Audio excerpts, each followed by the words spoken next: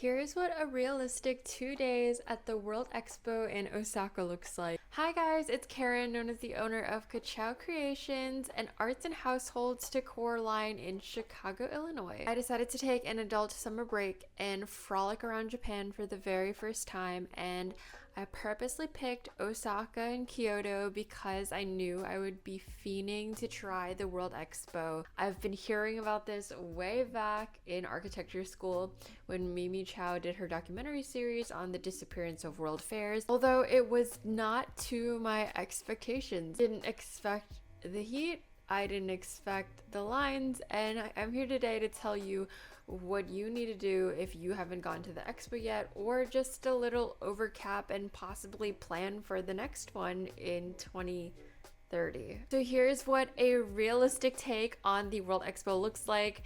I visited 9 pavilions. I won 1 out of the 6 lotteries, and everyone's experience is so different. Here's a perspective as to why I was able to accomplish these stats. So if you're anything like me, you'll be able to get a picture of what you can see and experience in the expo. Here are the conditions I started with. Mind you, this was in the middle of a 2-week Japan trip. We were walking 20,000 steps to 30,000 steps every day. I was just beat by the middle of the week, so I don't think I was trying to go too ham. I say I have like a pretty good line patience in the capacity of wanting to see things. Like, I will wait 1 to 2 hours for like a really trendy restaurant or an art exhibit. I know most people aren't like that, so just to put into perspective, but even I was worn down in the middle of this trip, and these lines were a sight to behold, let me tell you. I'd say a good estimate for the popular exhibits are maybe like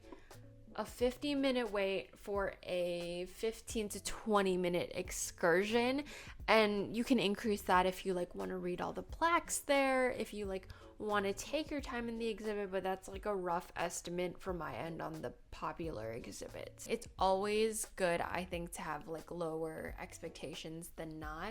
Like, if you're not going to be satisfied with all the cool like exteriors, and they're honestly really amazing. The Grand Central Ring is already, I think, worth that exhibition, like being a part of this whole collaboration of all the countries and stuff. If you're not going to be satisfied by that, and like going up close to some of the cool exteriors, it's really not worth your time. We were also going in the summer months. Day 1 was sweltering. I've never perspired more in Japan than ever in my whole life, and I've even been to like Hong Kong in like the hot weather, so that's saying something. And then the rainy season came a couple days ago, and so day 2 was very rainy, but that was actually like a tip I have for you guys.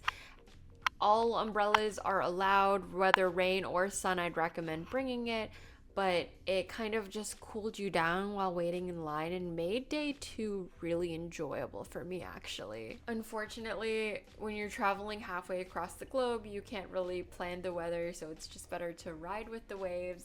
I got in around 9 to 5 day 1 and 12 to 7 for day 2, so I spent like a good work day just like wandering around, waiting in line, eating the food, but I'd say less than 20% of that was sitting time. Speaking of that, here are some things I would and wouldn't do again at the expo. The train system was super easy to get to. I believe that was the east entrance, but I'll correct myself if I'm wrong. If you don't have a lottery, rushing to your first pavilion that is walk-ins only is highly recommended. Of course, I'm going to the Japan pavilion. If I'm going to the Japan World Expo, they really stunt and bring their big ones. We even scouted it on Google Maps while waiting in line to save some time. We ran over there. It was only a 20 to 30 minute wait, and I had the most enjoyable time. Great way to start off my day. And I wasn't the only one speed running walking. There were hella grandpas that were also doing the same, and I couldn't even keep up. I had to take a break. I was like, how are y'all doing this? I don't understand. My biggest regret is not going at night. The pavilions change so much. So if you're like me and you have a day 1 and day 2, sometimes I heard it's even easier to get through things at night, and the whole pavilion landscape changes completely. All the buildings light up. the grand ring lights up, and it's just like the most amazing time. There's also a drone and light show at 7:30 and one other one right after. I was trying to stick out my last day. That's why I stayed up until 7, but the thunderstorms stopped the drone show from coming, and I didn't want to stick around for the light show, so it's my loss, but hopefully your gain. Some don'ts I would do: any canned items you can't reseal. I saw a lot of the famous coffee can beverages were confiscated at the gate. For some reason, when it was sunny, I saw large umbrellas. A lot of them were piled up at security, so I'm not sure. But when it was rainy, I saw so many large umbrellas. So I didn't bring the one that my hotel was able to give me for free, just because I was nervous it would be confiscated. But maybe only during rainy days they kind of let it slide. But that's what I saw. My biggest regret is not making reservations for the Japanese pavilions. I don't think I've ever been more disappointed a pavilion's closed. I need reservations to this thing. Is anyone? I feel like I didn't realize the country's themes. Let me look up what the... Alright, I'm going to read you the Japan theme for 2025. Designing Future Society for Our Lives. Expo 2025 will be a living lab that invites attendees to collaborate both towards conceptualizing and paving the roadmap towards achieving a future society for our world. Oh, that's too sweet. Some sub-themes are saving lives, empowering them, and connecting lives. Interesting. That's not what I would have thought.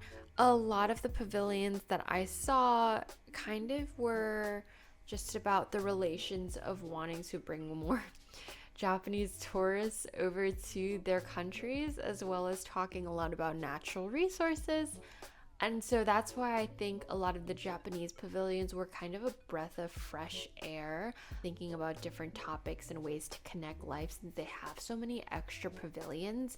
I regret so much not making those reservations because they were reservation only and very few had limited walk-ins. Like the Null 2 was super cool. The Sumimoto Pavilion was super cool.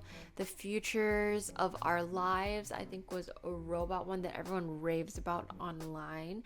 Just so many different ones. And the Women's Pavilion I'll talk about later, and I have footage from that. It makes the subsequent pavilions so much more interesting to me. I wish I sprinkled those out throughout the day. And also don't even have walk-ins, so yeah, that's a fat regret. Speaking of, don't rely on the same day lottery. I wasted a solid 20% of my battery collectively those 2 days just trying to refresh the page. When a pavilion said it was open, you can log on the website and apply. It kept closing out and saying, oh, sorry, we couldn't click it. And I'm like, what? But I've been spamming. It felt like a never-ending game of just disappointment. And my power bank is very limited supply, so I've heard rumors online that there's a kiosk somewhere, so maybe it's good if you're coming in later to find one. That could be better. And I hear you can game the system that way, have one online, which I never got, or the kiosk. So yeah, let me know how y'all find out with that one. My biggest input: merch is all around the park. You see the official store lineup at the very beginning, and it's literally toxic. The amount of, like, I'm not gonna wait for a merch line. I'll rather wait for a pavilion. Though they're like really cute ones that I'm sure are limited, so if you're like a true fan, I'd go, but for me it really wasn't that deep. I found some really cute plushies in the Kansai Pavilion, so I'll insert some footage of that. I couldn't find any plushies in the Grand Central Ring, but there were some fans. Also some department stores in Osaka have limited edition merch, such as around Luca 1000 something, like that department mall. But the department stores have a lot of really cool pop-up shops as well, so yeah, if it's not that deep for you like it was for me, there's many places you can go. Here are my top rankings and why. I'll start from the bottom up. I went to 9 like I told you, and apologies for my ignorance. This is just like, I feel like coming in just like a US citizen just going and seeing and just trying, not much research beforehand. Okay, the Jellyfish Pavilion, the name caught me so off guard. I was like, what in the world is the Jellyfish Pavilion? I think children had a very fun time with it. There's a lot of tactile places and imagery you can touch and music, and it kind of felt like a mini water park in a sense. Very, very musical, playful, kind of tree canopy aquarium experience. But as someone who walked in for the first time, I was like, okay, there's way too many kids running around having fun. I'm gonna tackle someone by accident. And I was very one and done very quick. But if you needed a small win for the day like I did, I was just like being so discouraged by the lines. It was a nice respite from the heat. The next one was Spain. One of my favorite exteriors by far. I was like, girl, I need to go. Like, what is hidden behind that sun? I don't understand. I also liked how the line was half indoors, half outdoors. So halfway through they made you walk up the steps and then you waited in the shade. There were benches. I'll take any respite I can, please. The first half was kind of just about how the ocean connects us all, and a lot about Japan and Spain's international relations and how they've collaborated together with resources, materials. So it was all very washed in blue, kind of generic coming togethers on the walls and random whales. And then the second half was kind of just a yellow hall. I do see how the exterior informs the interior space, but yeah, that yellow hallway was kind of just a postcard, and then it led you to the gift shop. So I was a little saddened because I was so excited by the exterior. Saudi Arabia was incredibly cool. I think their concept of building a city and navigating through their different buildings really almost made me feel like I was transported. The only downsides I feel like are it was very bottleneck. I think either wider entrances or like a wider pathway. There was a lot of stalling and stopping that just made me feel like ugh throughout the day, but there were like live performances.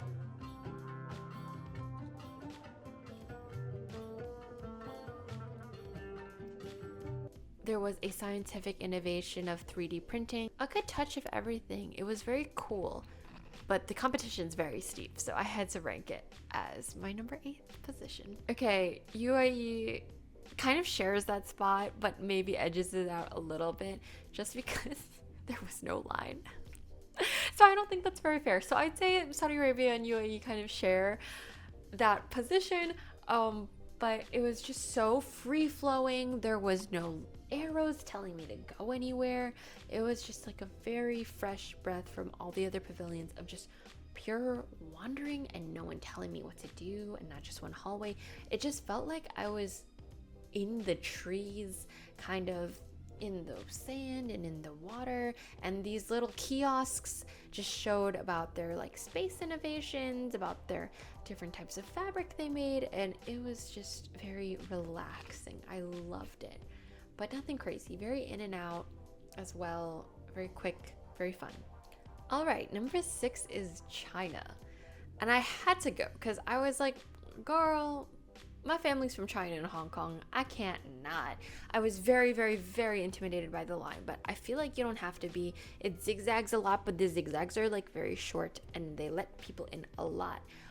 The audio walkway was very intuitive. They had it so you could scan it in line, so it kind of felt like someone was reading a story to me as I was passing. They had one of my favorite circulation moments. So anytime you were traveling through the exhibit, there was a wall of technology and projections, but also a wall of famous figures, historical moments, and even cultural icons on the left side with a bunch of wooden motifs. So very balancing of like nature and past and history in this wood, as well as just like displays of the future as well. And my favorite portion as well was following the waterfall of characters going down.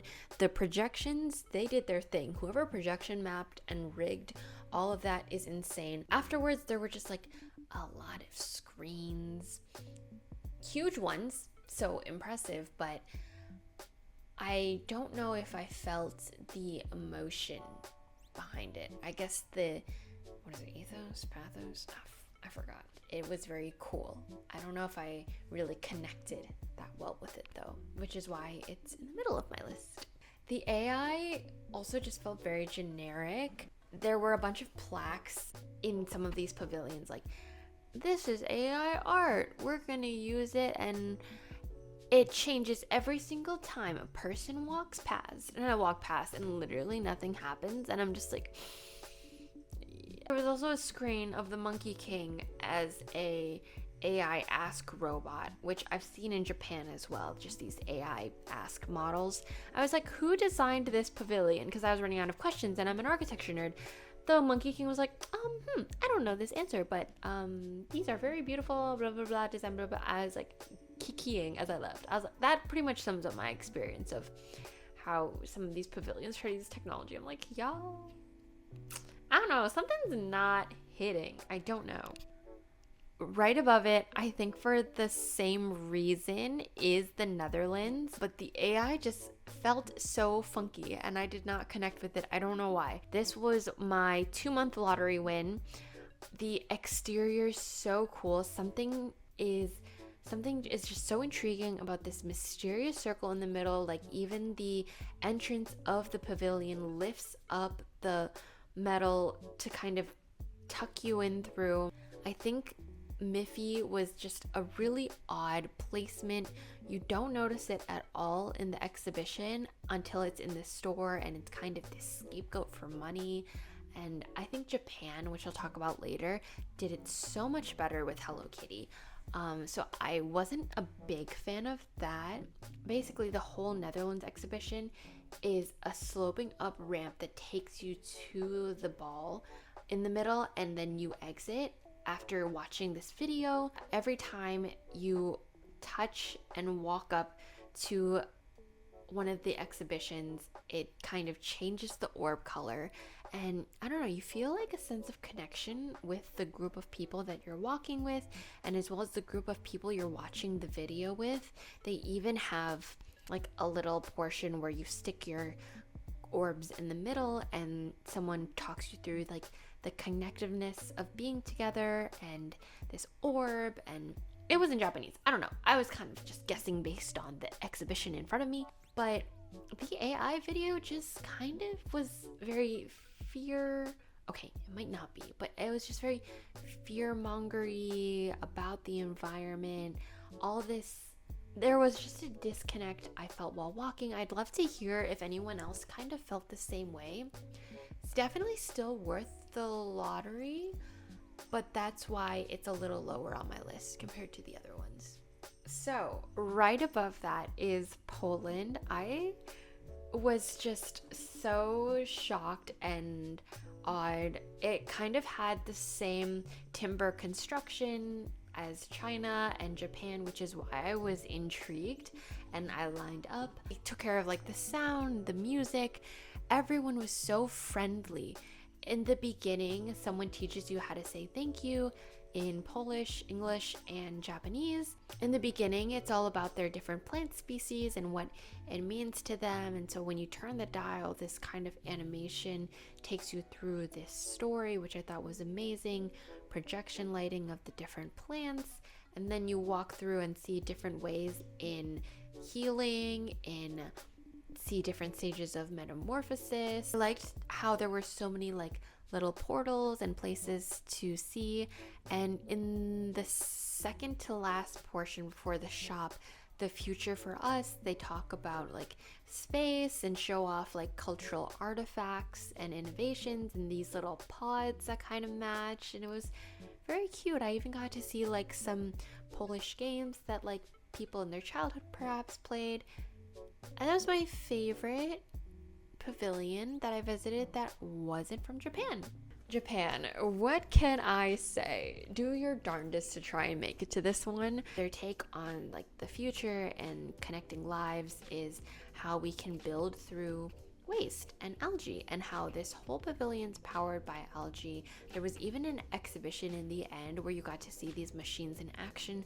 So the stools that you sat on throughout the exhibition, you could see them being made, which was incredibly cool. There were these moments of compression, of dark and light, and incredible algae curtain to end everything. It was just the coolest way to experience Japan. I don't know. Oh my gosh. Oh, and then there was like this one thing where you could connect with people from the Knicks airport and say hi through a portal. It almost reminded me of the Times Square camera that America ruined so quickly. So that was really sweet. I was like, in the mic, I was like, go to the expo, it's so fun. My only downside, the shop was so small. I was so claustrophobic. And then they don't tell you there's so many other kiosks outside that you can go and get more merchandise. But yeah, claustrophobia for what? That wasn't very fun. They said life begins with waste. I said I agree. Whoa.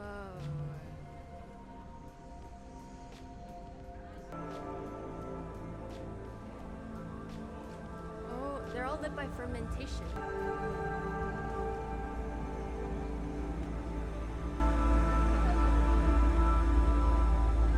Yo, this camera doesn't do it justice.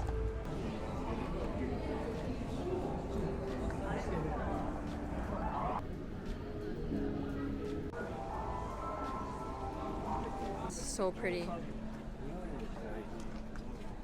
Do I know how? Absolutely not. Look at this detail. This is the real reason I came to the pavilion.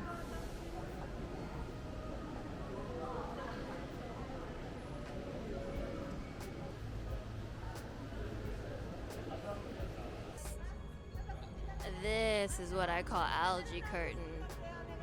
Holy, and I thought the Hello Kitty were Rather than use nails or adhesives to build something strong, we build it light and soft. Because repairs need to only replace the parts that break. It's useful for longer. Okay, the last one, and I got to go.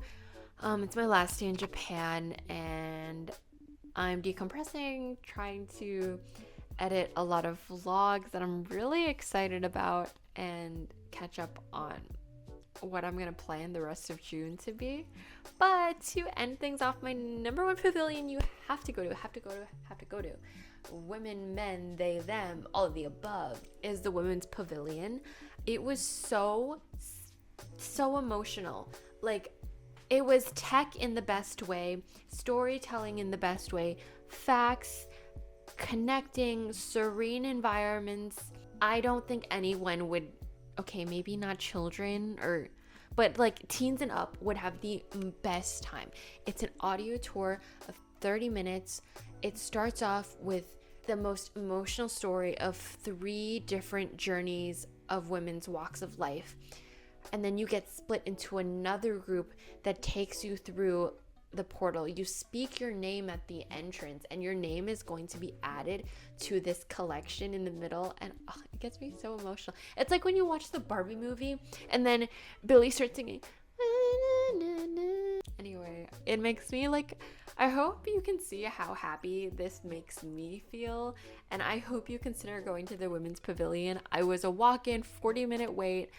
Half of the time I could sit on the ledge of the water, so that was fine. Okay, after the walk of hearing the women's journeys in more split up groups, everyone gets together in the middle, has a serene moment, and then you hear everyone's names in the audio and just having a moment of silence and reflection. At the end there was like this cute little rainbow moment, and you could put your hand out and receive messages of people, and it was so sweet. And then they take you up the stairs to hear memories tied with different leaves, and you can almost imagine them being different parts of like the country, listening into different people's backyards and giggles and music. And then you end at like a very chill ass garden with like nothing but like decompression. It was gorgeous. I loved it. Oh my god. Cartier did their big one. This is your Osaka starter pack, and then you got to go. You got to go visit all the snacks and bev that you want because it is a hot and long day. There are also vending machines inside every 10 feet in the ring, so don't worry about that, as well as food courts. Packing for Asia, you want to be respectable. I'm not saying like don't bring your shorts, but think of it like you're going to a slightly professional setting is my US American ass lesson. Like I said before, umbrellas, rain or shine, you won't stand out. There's no shade outside the ring, and it's hella common in Asia. And definitely bring mini seats or mini collapsible stools if you can, because it's a godsend in line, and so many people also do it. Oh, also electric fans. I'm gonna leave.